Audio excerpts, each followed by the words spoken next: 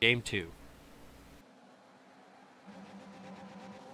So far, the Dunkaroos have lost 1 game throughout this entire series. This is what we were saying about how Marcus is a game changer in the way that he plays, but to be fair, Tristo is like a Marcus clone in a lot of ways. The way that they play is so similar, it's kind of eerie. Because of that, in the way Terrific Bedwetter has become a really solid player in a very, very, very short period of time, they can be an overwhelming opponent, as we're seeing right now. An undefeated team is having a tough time putting any shots on the net. Shirley clears it out. Good job by Shirley to get it to the other end. That's a pretty good clear in general. Ooh, Farmer might be there. Ooh, Shirley and Farmer collide. Not really sure why Farmer was over on the side. Expected him to be in the middle there. Amos goes up, does not handle it. Farmer with some clever ball play.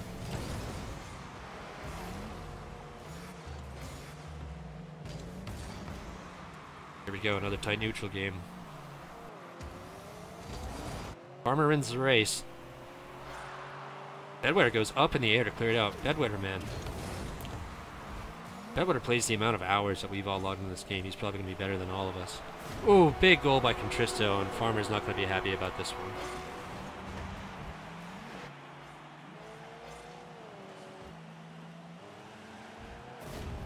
Farmer caught against his momentum, driving across the goal line. Contristo really had a wide open net there. Nobody to contest it. And just like that, 1-0 lead, 3:45 to go. Typically, you'd say there's plenty of time. It's Rocket League, and that definitely stands. But the reality is, so far, this has been a very, very, very stingy competition between both teams in all the games. And every second that's gone by, it's very, very, very tight. So goals are going to be hard to come by. So each one, the significance feels so big. Marcus there to clear it out, no problem. Shirley, good job to touch it back in. Contristo. There we go. Just rotations, rotations, rotations. Nobody covering the net. I don't like Seamus challenging that ball there. It doesn't make any sense. And easy pass for Contristo, and Bedwetter scores. Seamus has got to, when you're the third guy back, you got to realize you're not going to win that ball on the side. You have to make the decision to go home and defend as opposed to try to challenge the guy on the wall. You're never going to win that, and in doing so, you leave your team completely vulnerable on the opposite end.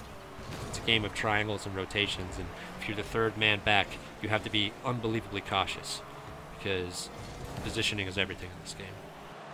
Ooh, Contristo hits that ball out of like what would have been a clear distance shot attempt from Marcus. It's a little bit of bad communication. I mean, it's still a save, so it's not a big deal, but Marcus had a chance for like a three-pointer goal there.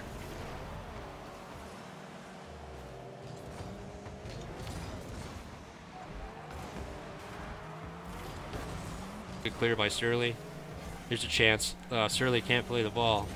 Had to get a good pass into their farm, and it just wasn't happening. Oh, good shot by Seamus. Marcus already there. Farmer keeps it in, but doesn't really get it towards the net. Kind of outside. We're at the halfway point now. Good pass in by Surly, a little low.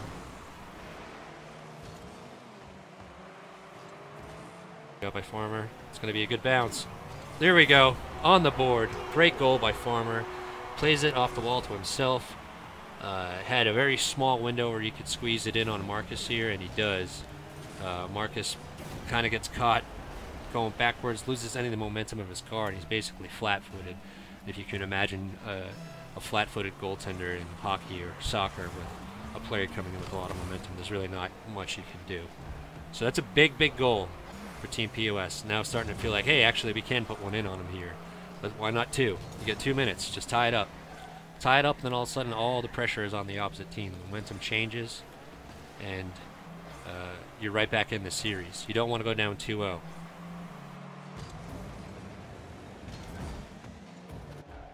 Oh, Surly unable to clear it out.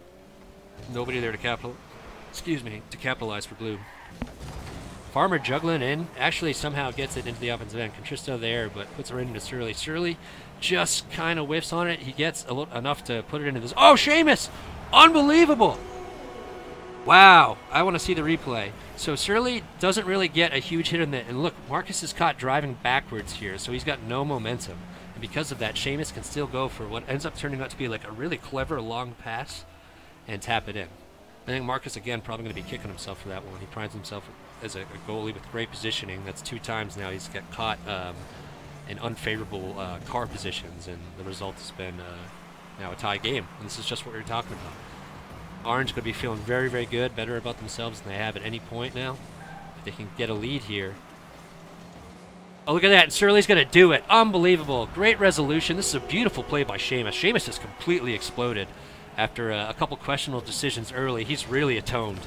Made Surly and Seamus connection back-to-back, assisting each other. And now, all of a sudden, a minute to go in the game, it is 3-2 Team POS, and they're not going to go out like that.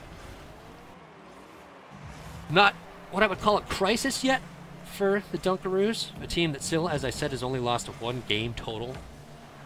But, you know, all of a sudden, they definitely probably feel vulnerable. Here's an opportunity. Orange lazy in getting back, but Farmer makes a pretty good back-checking play. That's a great ball by Marcus.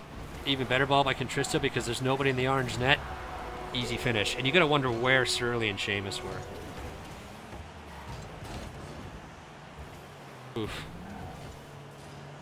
Not doing anybody any favors out there. You got to stay in the net in that situation and then react. Farmer with a tough loss on the corner there, but you got to expect to have players backing you up there. What you want to do defensively, if there's a guy challenging the ball, the other 2 defenders should just be sitting in the net. And when it becomes clear that the next player has to make a challenge, they go while the 3rd person stays in the net. And then finally, that's when you have to make your live or die decision with the 3rd goalie. But yeah, here we go, both guys in the net. Farmer doing it. That's how it should be done. And I think they realized that they made a mistake there, and now they're going to be a little bit, probably a little too defensive. Nobody there up with Farmer to potential winning goal there. But you got to play conservative, try not to lose. It's a good ball. Seamus. Oh, no! Oh, Seamus with a truly regrettable own goal here. Farmer prepared to save it, possibly. Looked like he might have been able to. It would have been a tough...